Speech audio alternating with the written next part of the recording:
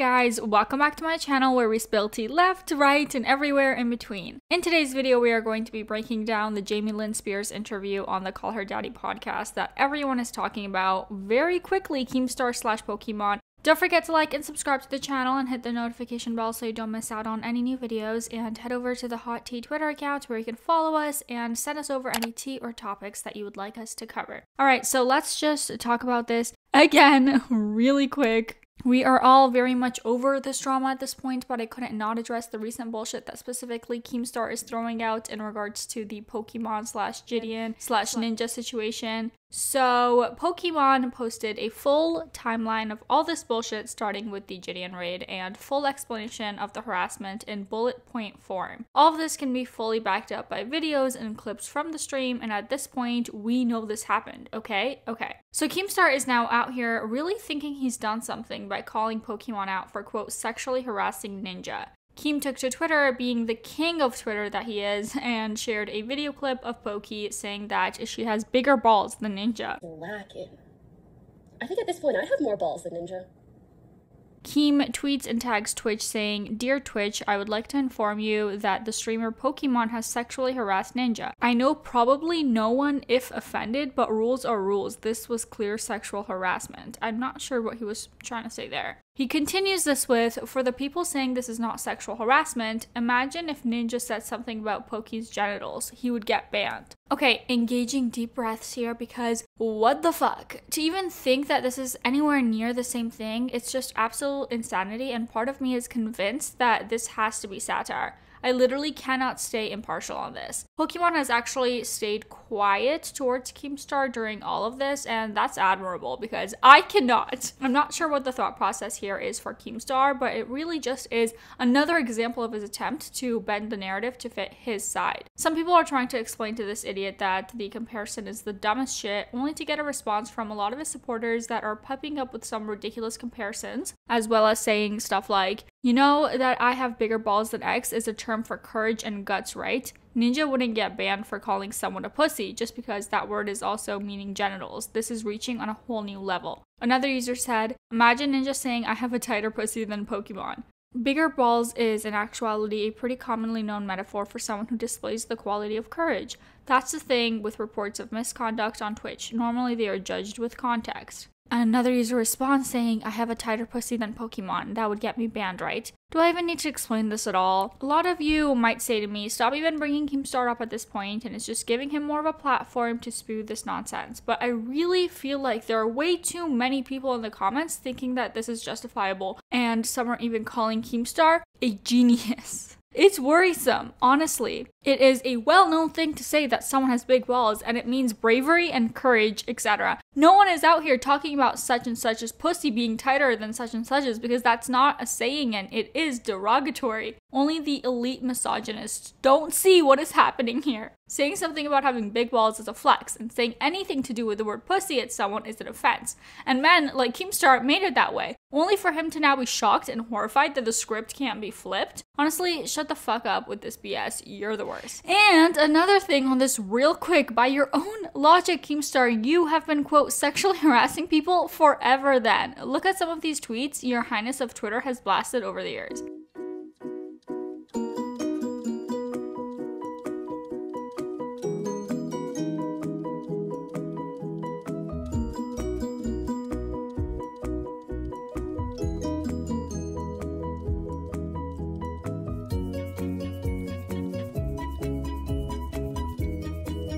If Pokemon says that she has bigger balls than Ninja, even though I know you know what that means, is sexual harassment, then you have harassed the Paul brothers, Extra Burns, GKX, Max Mofo, Corinna, Alvis the Alien, Mike Malak, and pretty much all the Twitch streamers, your logic. So hopefully I can just not have to bring this actual piece of human garbage up ever again, or at least not for a while, but I really couldn't keep my mouth shut on this one. Meanwhile, Gideon's appeal for the ban to be lifted was denied, so he will in fact be sticking to YouTube. Gideon, if you do end up coming across this video, back when all of this started, you tweeted asking for someone to sit down with you and explain how your actions were misogynistic, and you explained that you want to do better in the future. If you really mean that, I would get Keem out of your corner because he is just casting a gross light on the whole thing, and listening to him at all will not help you. if your goal is to, quote, do better. I personally have never seen any of Gideon's content, and this was a lame way to come across him, but I actually don't think he's the worst person ever, and I will be checking out some of his YouTube content in the future. Hopefully, I don't regret it. Okay, so everyone has been talking about the interview with Jamie Lynn Spears on the Call Her Daddy podcast. It dropped on Monday and has a lot of people angry and some confused. Jamie Lynn talks a little about her book that she published called Things I Should Have Said that apparently dives into her life and childhood. With the recent freeing of Britney, of course, almost anything that Jamie Lynn does is going to get attention right now because the things that came out of Britney was put through are horrendous and shocking. During the Call Her Daddy interview, some really big things are talked about in regards to Britney, including one moment when Jamie was younger and Britney took and locked her into a bathroom with a knife, saying over and over again how scared she was. Honestly, the whole interview is really anticlimactic and it just feels like a cash grab for Jamie Lynn. She shares some super deep and dark experiences that have involved Britney, but when she was asked any specific questions about those times, Jamie Lynn cannot answer and there's a lot of I don't knows. In fairness, Jamie Lynn is a lot younger than Britney and was super young when a lot of these things happened, so maybe there's some repressed memories as they certainly didn't have the usual upbringing having been launched into the spotlight from a super young age. But I feel like maybe don't bring these stories up if you don't really even remember them. Like maybe therapy first? I would certainly never want to silence someone with their experiences or trauma.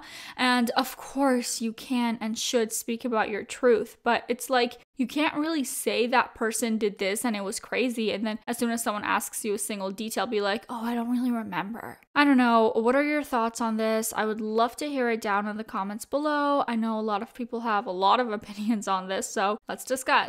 I did fish through some of the comments on the Call Her Daddy podcast, and an overwhelming amount are negative, and actually directed at the interviewer herself, Alex. Comments read, are you just going to ignore how problematic it is to give an abuser a platform? We gotta stop giving useless people platforms. Tomatoes aren't hard enough. Boo.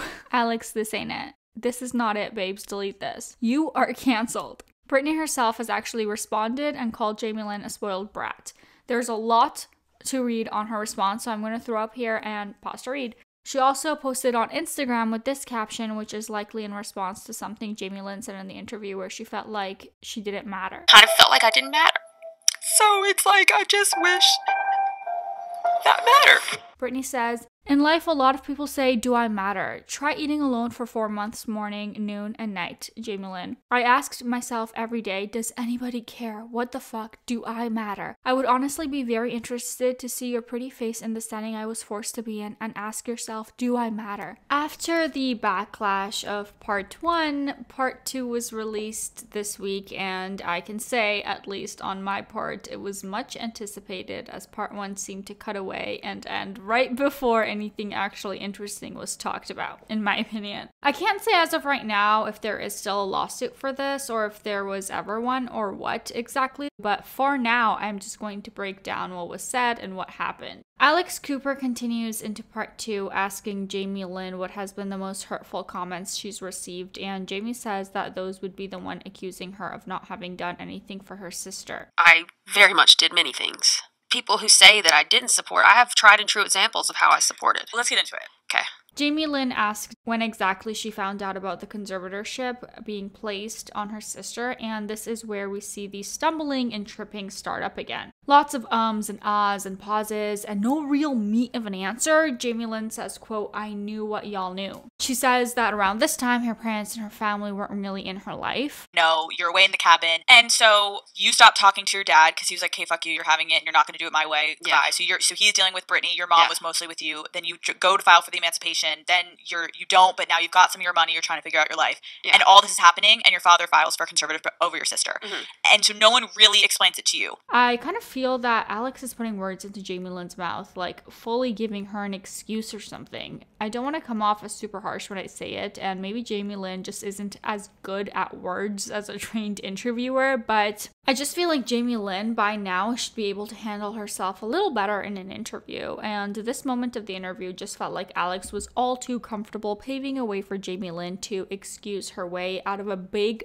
question that everyone has been asking. More I don't know answers throughout here, even when asked what qualified her father to have conservatorship over her sister, when everything that's been said about him paints a picture of a bad father, or at least one that shouldn't be in control of anything. In part 1, Jamie Lynn had talked about her father being a drunk and pretty much absent her entire upbringing. Jamie Lynn says to ask the state of California, as it was their decision and not hers, and I guess that's fair enough. A lot of us grew up with Britney Spears, and a lot of us feel protective over her in some kind of way, and on the other end of that, we feel angry at Jamie Lynn, but I do think one thing to keep in mind is that she was a child for a lot of this, and she was a teen mom, which is a lot. And part of me kind of feels bad for her, while the other part of me does feel frustrated. Jamie Lynn attempts to explain that she in fact did try and help putting Britney in touch with judges and speaking with her lawyer, but after talking to the lawyer, people apparently got mad at her. She says that she told her sister many times to leave the state and live somewhere else for at least 6 months, as this would supposedly dissolve the conservatorship. She does not know why this was something that Britney didn't move forward with, and Jamie Lynn insists that she pissed off a lot of people by helping her. Alex does ask Jamie Lynn why this wasn't brought up at the time of being accused of being roped into everything, and Jamie explains that she never thought she would have to defend herself and never thought that it would be seen this way. I think that what is bothersome for a lot of these critics, there was a period of time where you were involved in the conservatorship. And wrong. Never involved in the conservatorship. Never, not once. There are legal documents that I can show you, or you know what, actually what the media could responsibly put out there, but they don't give a F about that. Jamie Lynn very adamantly denies ever having any involvement with the conservatorship and says that she was asked by Britney to become a trustee on her will for her sons, which Jamie Lynn also turned down, not wanting to move forward with that. Jamie claims that it is documented by Britney's own team that Jamie Lynn never moved forward with being a trustee or anything, even though she did initially agree. Playing devil's advocate, Britney didn't have access to her phone. Jamie Lynn, you have a platform. People would have listened to you, help your sister. Why did you not speak out on social media or to the public when you discovered the conservatorship was oppressive? As far as I'm concerned, I would message her and I would talk to her, and we had full access to talk to her. I was in contact with her as well as when I put her in contact with the judges and the legal people who she Why does everyone on the internet think that she didn't have a phone? I don't know, but I know. I mean, she had her phone. I mean, I know that because, like, I would talk to her. But there were certain times where I wouldn't understand why, but she would block me or whatever it was, and I felt like I didn't